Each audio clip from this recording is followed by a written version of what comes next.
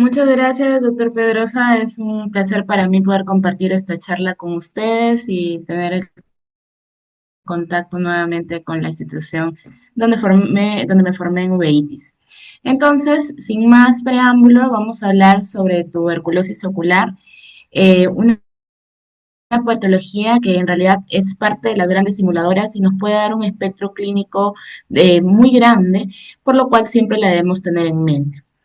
Para empezar a hablar sobre esto, tenemos que decir que la tuberculosis ocular la tuberculosis pulmonar es una enfermedad que ha recuperado desde el 2023 el primer lugar como causa de muerte por agente infeccioso único y empeora cuando hay una coinfección con enfermedades como el VIH. Los casos van aumentando de manera anual y lamentablemente los países latinoamericanos como Perú, México, República Dominicana y otros países son endémicos, de tal manera que mi país, Perú, tiene una incidencia de 63,9 por cada 100.000 habitantes, lo cual es un número bastante importante y contrasta con otras poblaciones como México, donde es 29 por cada 100.000, pero también se le considera como endémico. Para estimar la incidencia o la epidemiología exacta de la tuberculosis ocular, existen algunas barreras, debido a que es bastante difícil poder aislar al microorganismo a nivel ocular, ya que es una infección paucivacilar. Anteriormente no existían criterios estandarizados para llevar el diagnóstico ni tampoco una nomenclatura clara. Fue a partir del 2015 y a partir del 2020 que se estandarizaron mejor los criterios y nomenclaturas, con lo cual es más fácil llegar a estandarizar la epidemiología. Además, existe una variabilidad en el acceso a las pruebas, como vamos a ver más adelante, hay pruebas inmunológicas que tenemos que solicitar a nuestros pacientes y muchas veces el costo de las mismas es alto y en la realidad en la que nos encontramos en nuestros países es un poco difícil poder obtenerlas. También hay diferencias de la epidemiología en zonas endémicas y en zonas no endémicas. Ya dijimos que Latinoamérica es considerado endémico. También comentar que puede haber tuberculosis ocular sin compromiso una tuberculosis pulmonar activa, lo cual también es una barrera porque muchas veces el paciente necesita pasar por infectología y infectología pide que Neumo confirme el diagnóstico de una tuberculosis pulmonar activa, lo cual no siempre ocurre. En realidad, hasta un 60, hasta un 90% de los casos, los pacientes pueden tener un compromiso ocular sin afectación pulmonar en ese momento. Y muchas veces existe también el retraso del diagnóstico al ser una gran simuladora o por el hecho de que los pacientes muchas veces tardan en pedir ayuda y en acudir a un médico. Sin embargo, se estima que aproximadamente el 4% de las uveitis se deben a tuberculosis y en países como Perú puede llegar hasta un 7%, que es donde son endémicos, pero en otros países como África subsahariana en realidad sube más hasta un 11%. Aproximadamente en nuestro instituto, el Instituto Nacional de Oftalmología, aquí en Perú, se ven al año entre 80 a 100 casos nuevos de tuberculosis ocular, lo cual es un número significativo. No tengo la estadística reciente, tenemos una estadística ya de hace más o menos 10 años, donde teníamos hasta un 18% de los casos, pero pues para que tengan una idea, más o menos los diagnósticos nuevos son 100 casos al año aproximadamente. ¿Qué es la causa? Pues la causa Mycobacterium tuberculosis, el cual pertenece al orden de los actomicetales y existen varios tipos de Mycobacterium. El causal de la enfermedad eh, pulmonar y ocular predominantemente es el Mycobacterium tuberculosis, el cual tiene una tinción neutra, es un bacilo aerobio estricto, bar positivo, el cual se obtiene a través de la, de la cultura Nielsen, pero esto no es tan útil para nosotros debido a que, como comenté, la afección ocular es paucivacilar y generalmente no logramos obtener estas tensiones. ¿Por qué es tan difícil erradicar al Mycobacterium tuberculosis?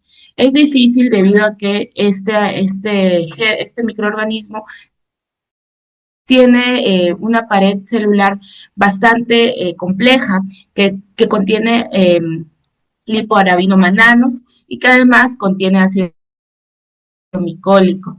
Esto confiere la capacidad de que inhiban los mecanismos celulares para su eliminación.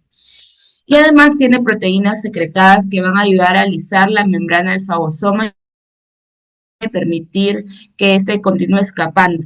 Y esto provoca a que sea muy difícil erradicar al microorganismo. Entonces, ¿cómo es que lleva al ojo? El Mycobacterium tuberculosis es eliminado en las gotículas respiratorias que son producidas por una persona con infección pulmonar.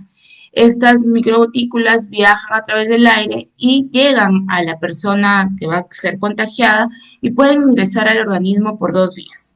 La vía convencional, que es que estas personas se contagien de tuberculosis pulmonar, el microorganismo llegue a los alvéolos y produzca una infección ya sea activa o se convierta en latente a nivel pulmonar y posteriormente viaje por diseminación hematógena y de esta manera llegue al ojo a través de la coroides o el epitelio pigmentario de la retina, ocasionando así una tuberculosis ocular secundaria.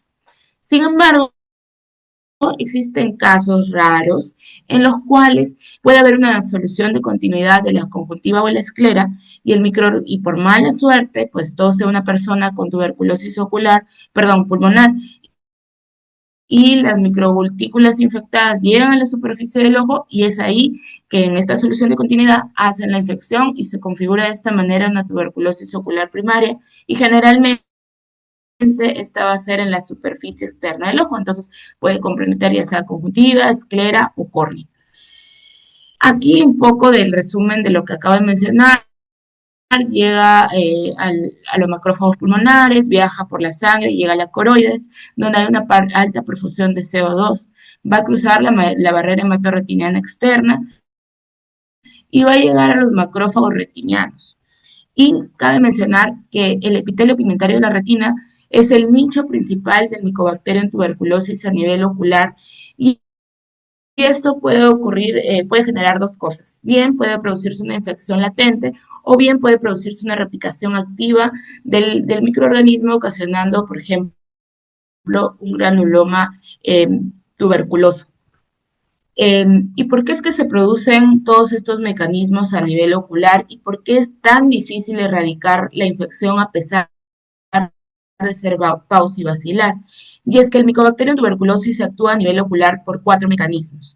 El primero es a través de los receptores TOL que van a interactuar con los receptores IRA4, los cuales van a desencadenar una activación del factor nuclear kappa beta, el cual es como un interruptor maestro de la inflamación. Es decir, que al activarse se va a producir una cascada inflamatoria increíble que va a ocasionar pues todos los efectos que podemos ver a nivel ocular.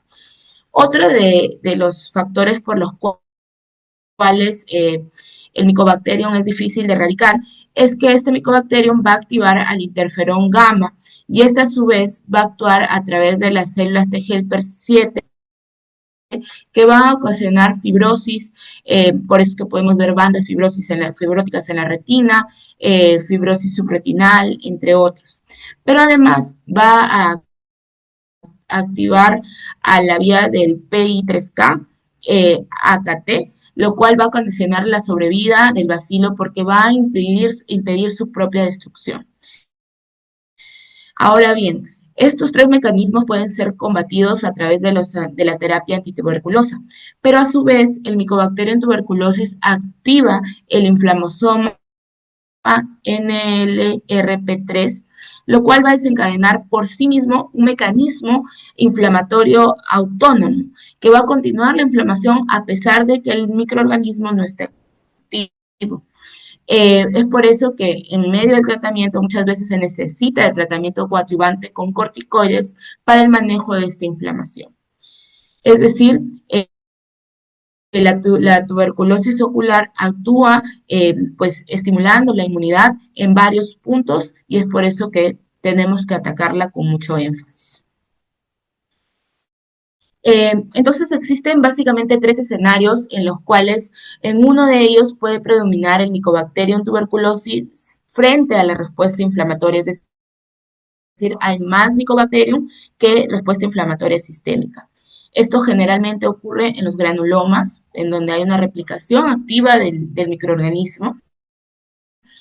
También puede ser de que haya una inflamación que está por igual en proporción que la replicación del micobacterio, como por ejemplo en las coroiditis, ya sea multifocal o la serpiginosa light. Y hay otras en las cuales predomina la respuesta inflamatoria y no hay tanta actividad replicativa del microorganismo, como en la coroiditis ampiginosa o en la Ampel light. Y pues esto nos puede, todos estos mecanismos inflamatorios a nivel ocular nos pueden llegar a un sinfín de manifestaciones clínicas como las que voy a mencionar.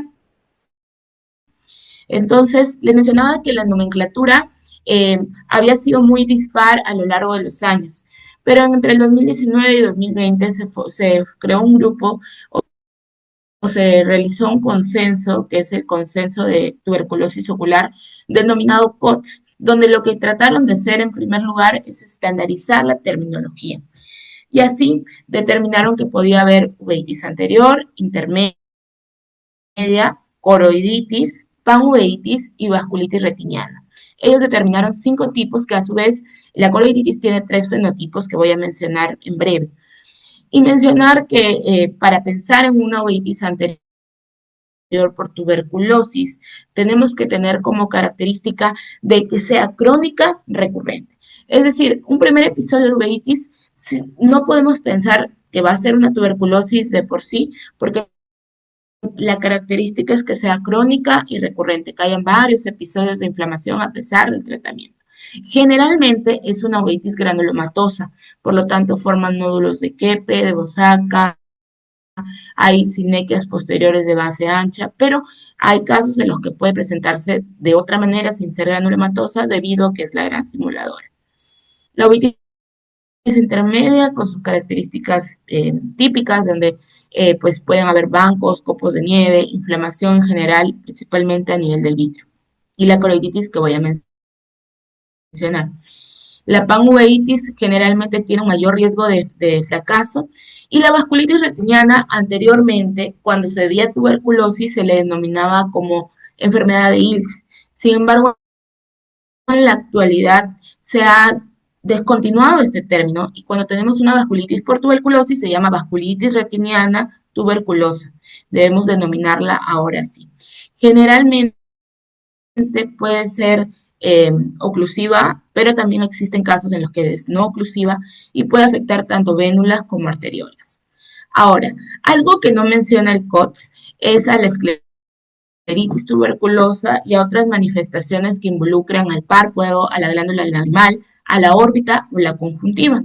Y son manifestaciones que también pueden estar presentes con menor frecuencia. Es por eso que probablemente en este consenso no fueron incluidas. Entonces aquí les presento algunas de las manifestaciones que pueden existir en, en pacientes, con tuberculosis ocular, ya sea con una uveitis anterior o con una panuveitis. Estos precipitados en grasa de carnero, como se llamaban tradicionalmente, que son granulomatosos grandes, blanquecinos, como podemos ver en la foto, y que van adquiriendo cierto pigmento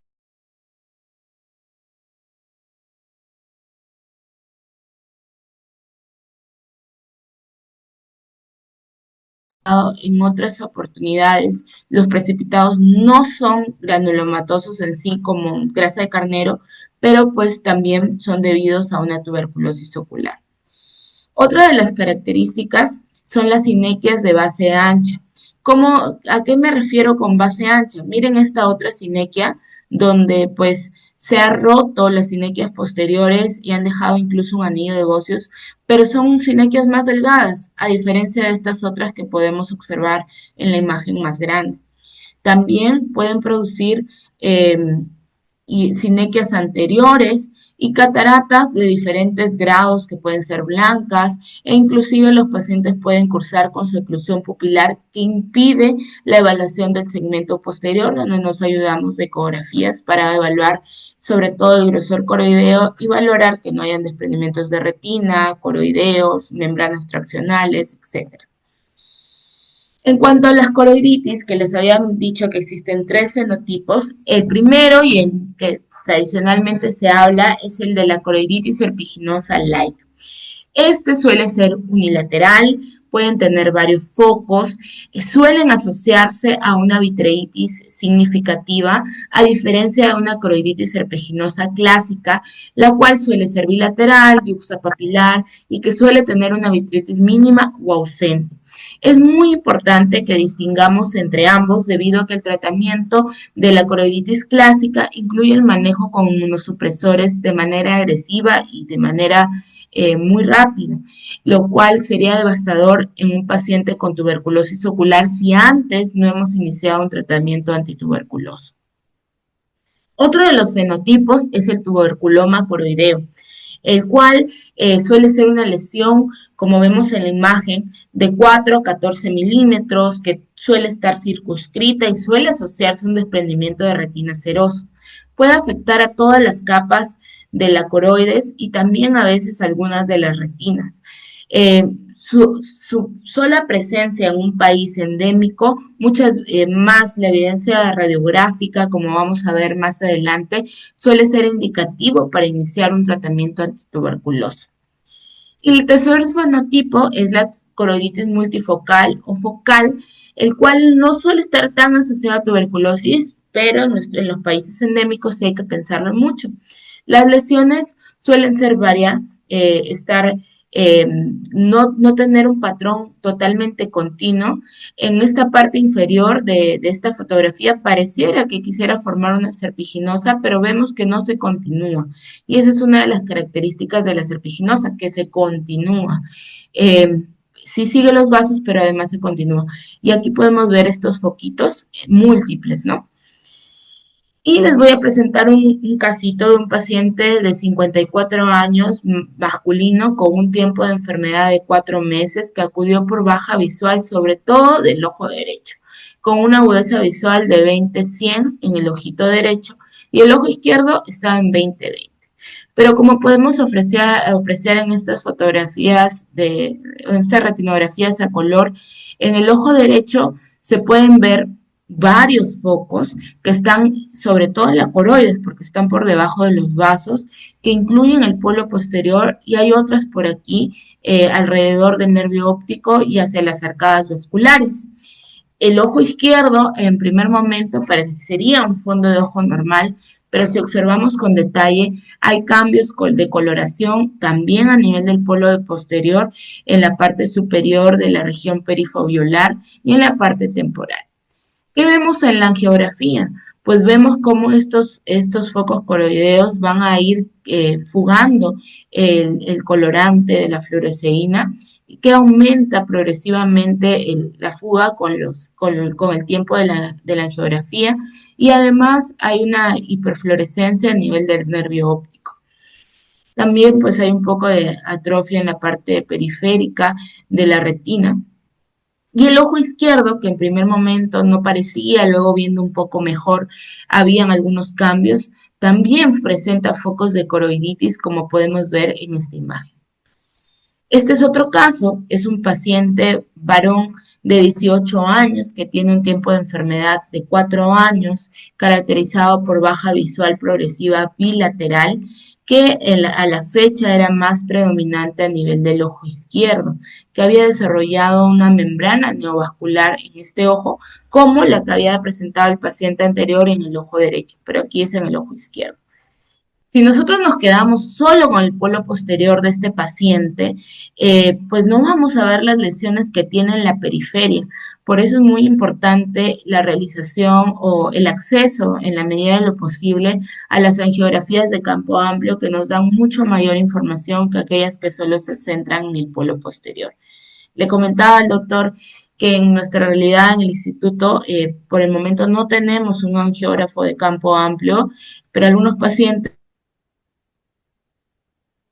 esto es un sector público donde, o sea, es un hospital público donde pues el paciente a veces no tiene muchos recursos, pero algunos logran hacerse las angiografías por fuera y podemos ver estas imágenes, ¿no?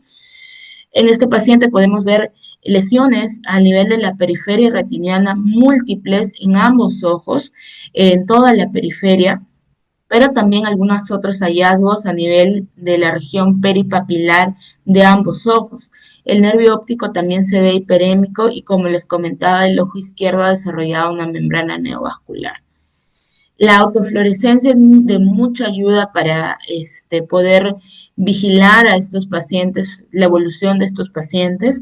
Y aquí podemos ver cómo hay un cambio hiperautofluorescente indicando actividad de las lesiones en la mayoría de las lesiones que podemos ver en la periferia y también alrededor de las que se encuentran a nivel de polo posterior en el ojo izquierdo y alrededor del área peripapilar de ambos ojos. La angiografía revela una vasculitis importante en ambos ojos e incluso pues las lesiones muy activas que captan la sustancia de fluoresceína fugando.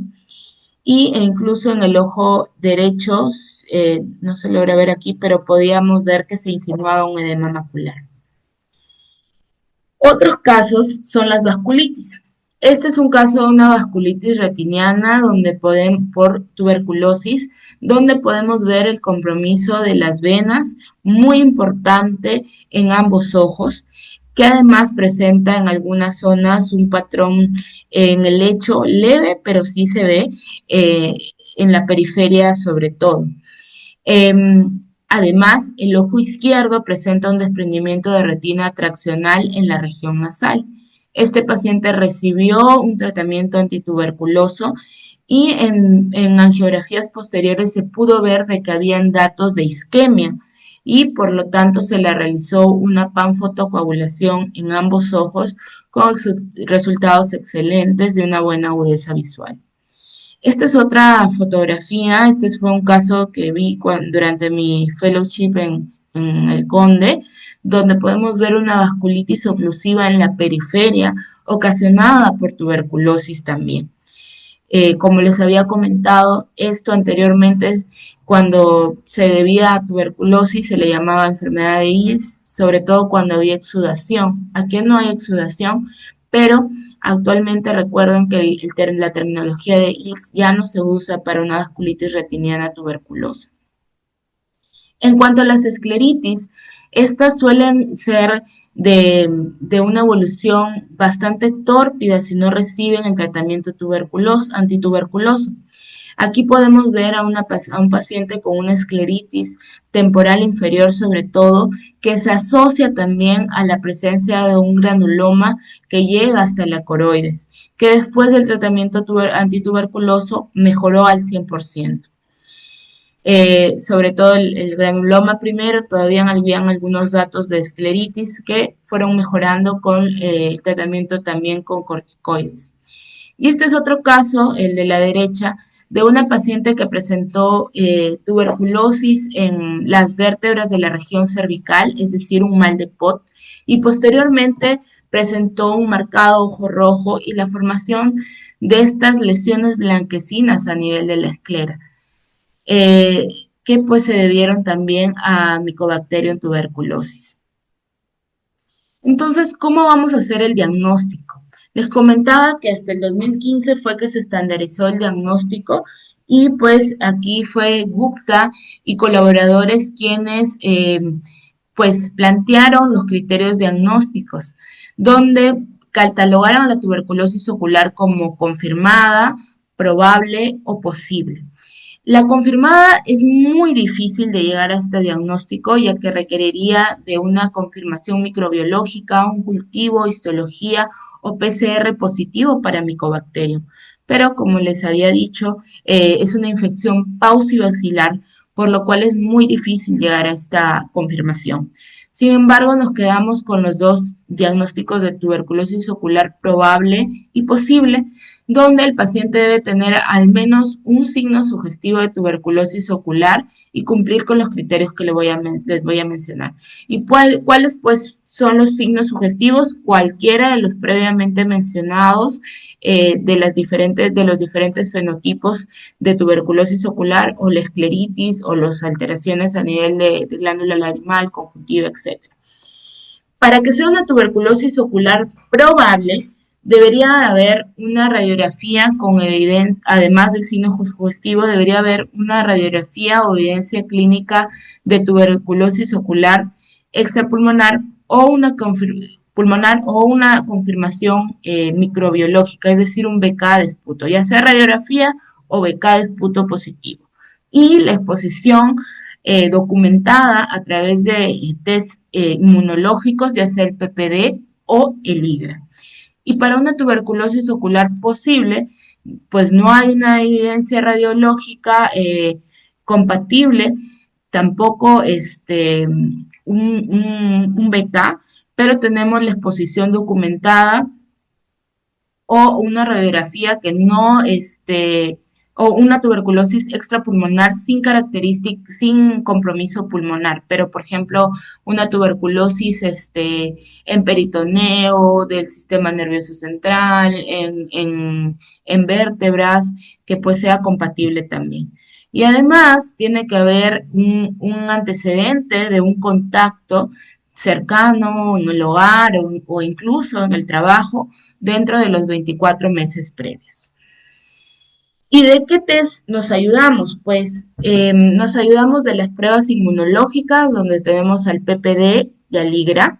El PPD va a ser positivo cuando sea mayor de 10 en pacientes inmunocompetentes y en mayor de 5 en pacientes inmunodeprimidos. Debemos de considerar que este PPD está afectada por la vacuna del BCG, que pues es colocada en todas las zonas endémicas para evitar infecciones severas de tuberculosis. El IGRA es un poco más específico y voy a hablar un poquito más a detalle en una diapositiva posterior. En nuestro país, el INO también utiliza el ADA para evaluar la tuberculosis ocular, como les voy a comentar en breve. El PCR en esputo no es definitorio, como les comentaba, no es necesario que haya una infección tuberculosa a nivel pulmonar para el diagnóstico de tuberculosis ocular, pero sí nos ayuda mucho si encontramos un PCR de esputo positivo. Y pues si encontráramos un PCR a nivel ocular sería mucho mejor, pero su sensibilidad y especificidad es muy baja. La radiografía de tórax y la tomografía representan los parámetros radiográficos o imagenológicos que nos ayudan mucho para el diagnóstico, siendo mucho mejor la tomografía que la radiografía. Y les hablaba del ADA. El ADA es la adenosina desaminasa, es un biomarcador que se libera por los linfocitos TCD4. Y este es útil porque, pues, al ser la tuberculosis una infección donde tienen mucho que ver los linfocitos T, eh, su daño creciente, que puede ser detectado a través de este ADA, nos puede ayudar a detectar de manera indirecta la infección. Además, es un marcador rápido de hacer, es también barato, entonces nos puede ayudar mucho. Este ADA en fluidos corporales ha sido estudiado en diferentes fluidos como pleural, peritoneal, pericárdico y líquido cefalorraquídeo con puntos de corte diferentes y con buena sensibilidad y especificidad. Es por eso que la doctora Serrate en nuestro instituto y realizó una revisión donde encontró que el punto de corte ADA en humor acuoso mayor de 4 podría ser un indicativo muy fiel del diagnóstico de una tuberculosis ocular. Cabe mencionar que depende del fenotipo en que nos encontremos para que el ADA se incremente, debido a que tiene que haber una replicación microbacteriana de la bacteria activa para que haya mayor cantidad de células linfocitos T que puedan producir esta reacción del ADA. Entonces, es importante considerarlo.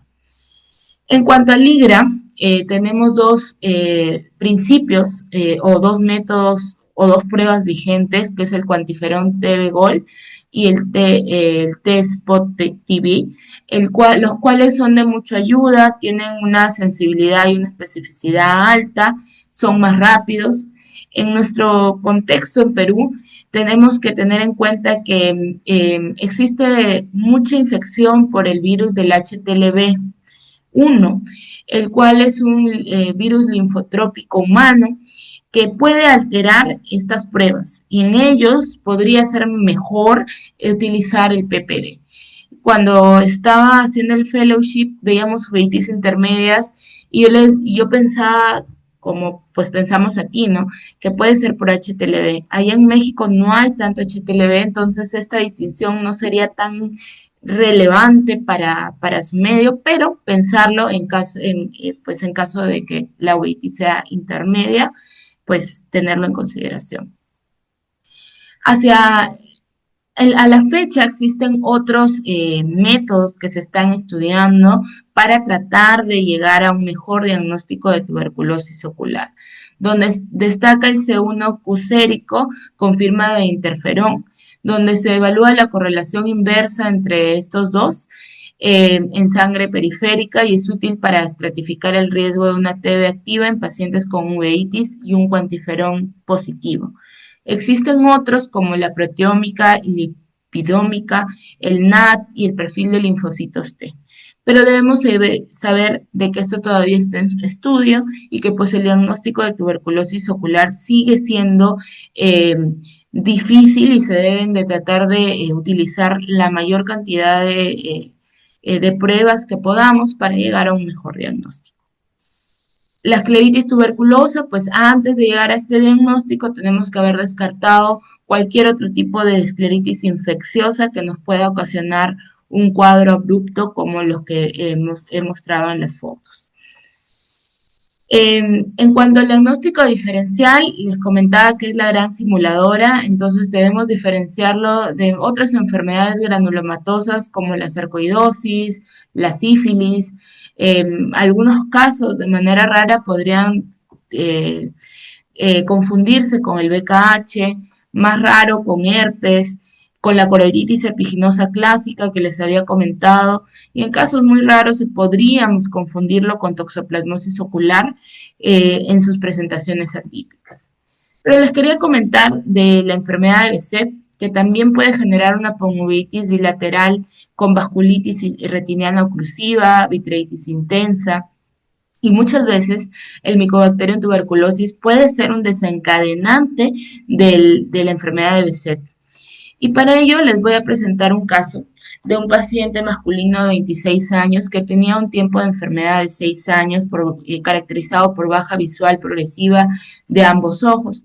Inicialmente diagnosticado como una panuveitis bilateral con una vasculitis oclusiva del ojo derecho de etiología determinada. El ojo derecho había sido operado de catarata y era pseudofáquico y en el fondo de ojo podíamos encontrar estos hallazgos. Un nervio óptico pálido, la presencia de vasos ya exangües con áreas de fibrosis y unas áreas pequeñas de aquí de exudación. El ojo izquierdo era difícil de evaluar el segmento posterior debido a que tenía una catarata blanca. Le pedimos una ecografía donde se podían ver grosores coroideos aumentados y tenía un cuantiferón TB Gold positivo y una radiografía sospechosa para tuberculosis. No activa, sino secuelas de una tuberculosis. Reumatología lo evaluó y descartó cualquier otra causa o cualquier causa autoinmune que pueda generar un proceso similar. Entonces se diagnosticó una tuberculosis ocular, le iniciamos tratamiento antituberculoso y le colocamos al mes de iniciar el tratamiento corticoide por vía oral, ya que los grosores coroidales se encontraban elevados, había celularidad en cámara anterior en el ojo izquierdo y también le colocamos inyecciones perioculares de betametason con una mejoría inicial aparente, pero 2 meses después de iniciar los corticoides nos hace hipopio. Entonces, si esta reacción inflamatoria exagerada me hubiese aparecido en el primer mes de tratamiento, yo hubiese pensado que podía ser una reacción paradójica, una respuesta paradójica al tratamiento por la muerte de los micobacterios. Pero esto fue más allá del tiempo y generalmente la tuberculosis, a pesar de ser la gran simuladora, no suele ocasionar tanto hipopio como otros casos y nos hace hipopio.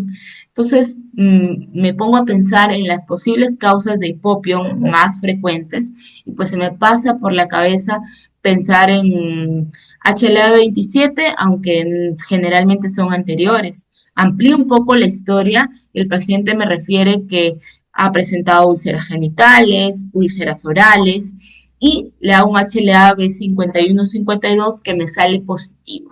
Ante eso, planteamos el diagnóstico probable de una enfermedad de Behçet que fue confirmado por reumatología y se le inició inmunosupresión. Y el paciente se encuentra mucho mejor a la fecha. Eh, el tratamiento para tuberculosis, entonces, ¿cuál es? Pues, o cuándo iniciar tratamiento. Las guías de COTS nos plantean dos escenarios en donde pues podemos iniciar este tratamiento. En realidad plantean muchos escenarios, pero el esquema de resumen para que ustedes se vayan con una idea clara es este. El primero es donde hay un fenotipo serpiginoso like o un tuberculoma coroideo, donde si nos encontramos en una región endémica, así tengamos las pruebas y tengamos una prueba inmunológica positiva, ya sea una o las dos, y haya o no alteración a nivel pulmonar, le iniciamos tratamiento.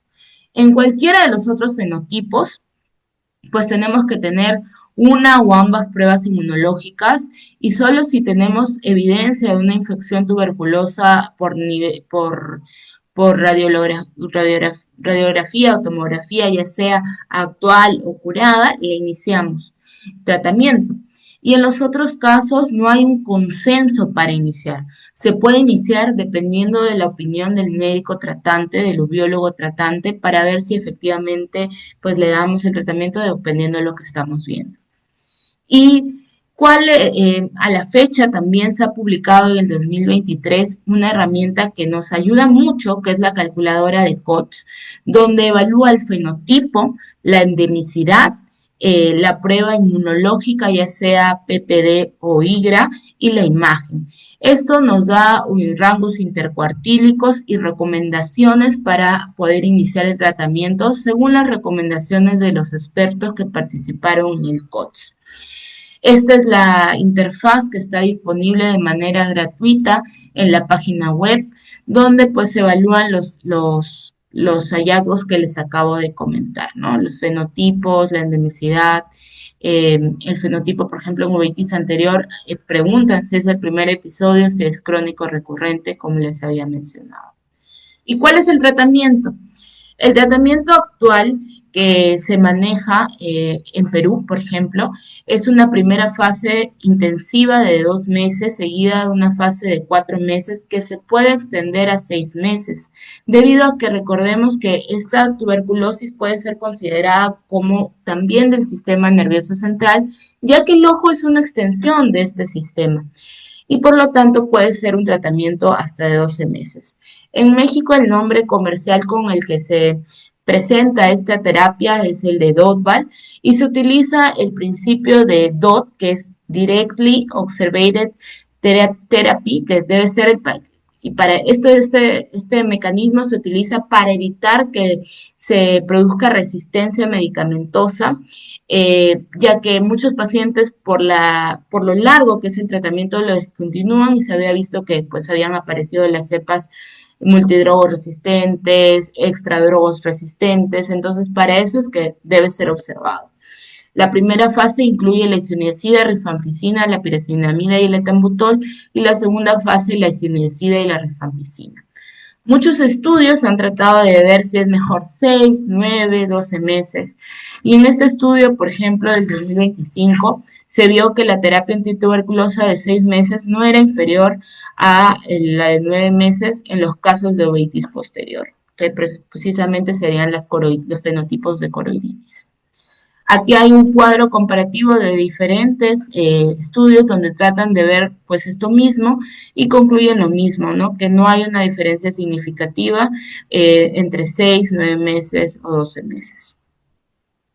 Ahora, podemos dar tratamiento concomitante con corticoides según el fenotipo, ya sea tópico, por vía oral, periocular, pero no puede darse tratamiento corticoideo solo. Recordemos que primero va la terapia antituberculosa y posteriormente se dan los corticoides. ¿Cuánto tiempo después? Pues hay mucha disparidad entre cuánto tiempo después. Algunos dicen 2 semanas, otros dicen 4 semanas. En general, preferimos iniciarlo en mi instituto al mes de iniciar el tratamiento antituberculoso, sobre todo y en coordinación con infectología en caso que hubiera compromiso pulmonar. Se pueden utilizar también inmunosupresores cuando al retirar los corticoides haya una respuesta inflamatoria persistente y pues se puede utilizar sobre todo metotrexato, micofenolato de mofetil. Como les había comentado, entre las 4 o 6 semanas puede haber una reacción paradójica, que es mayor inflamación a pesar del tratamiento por la muerte del micobacterio. Debemos vigilar los efectos adversos de la terapia antituberculosa y pueden algunos pacientes requerir procedimientos complementarios como fotocoagulación, vitrectomía, la colocación de agentes antiangiogénicos. Y para finalizar, les traigo un casito clínico más. Este es el caso de una paciente femenino de 51 años que tiene un tiempo de enfermedad de año y medio caracterizado por bajo visual progresiva del ojo derecho. Su mamá había tenido tuberculosis y ella había estado en contacto y tenía un PPD de 11 y una radiografía de tórax normal. A la evaluación se podía ver esta exudación importante que se asociaba a un compromiso de un desprendimiento de retina localizado con áreas de cicatrices perilesionales que, eh, que pues con los hallazgos previos podrían corresponder a una tuberculosis ocular caracterizado por una vasculitis exudativa y un DR localizado secundario por probables tracciones. Al examen podíamos ver, a la angiografía podíamos ver una hiperfluorescencia del nervio óptico y áreas de fuga perilesional. Entonces, le iniciamos tratamiento antituberculoso y al mes le colocamos 3 inyecciones perioculares de betametasona, con lo cual la paciente presentó una mejoría importante de la exudación y también de la agudeza visual a pesar de los cambios cicatriciales a nivel del polo posterior. Llegó con una agudeza visual de 20/400 y en la evolución llegó a mejorar hasta 20/100, lo cual es significativo en un caso que haya tenido este compromiso. Como conclusión, les quiero decir que el Mycobacterium es una tuberculosis, es una bacteria intracelular VAR positiva, aerobia, de pared rica en lípidos, que es la tuberculosis ocular es una gran simuladora. Existen los criterios de Gupta para el diagnóstico y los de COTS para tratar de saber cuándo iniciar un tratamiento. Se puede utilizar la calculadora de COTS disponible en la web para ayudarnos a evaluar a estos pacientes y saber cuándo los expertos nos recomendarían iniciar tratamiento, pero queda a decisión clínica si es que otros casos también pueden iniciar tratamiento. El tratamiento actual de 6 meses no es inferior a 9, pero en nuestro instituto tenemos la idea de ampliarlo hasta 12 meses dependiendo a la evolución del paciente. Y también en el INO utilizamos el ADA como punto de corte, el ADA con un punto de corte mayor de 4 para pensar en un hallazgo sugestivo de tuberculosis ocular. Existen mayores estudios que están todavía en protocolos para ver si son útiles. Aquí les presento algunas fotos mías y de mi co-fellow Steffi Pérez, junto al doctor Pedrosa durante mi estancia en el fellowship en el Conde de Valenciana, y aquí algunas fotos con el servicio de UBIA del Instituto Nacional de Oftalmología, doctor Francisco Contreras Campos, donde actualmente laboro. Muchas gracias por su atención. Cualquier duda, quedamos al pendiente. Pueden compartir sus dudas al chat o pues si es necesario levantar la mano para poder conversar a través de ella.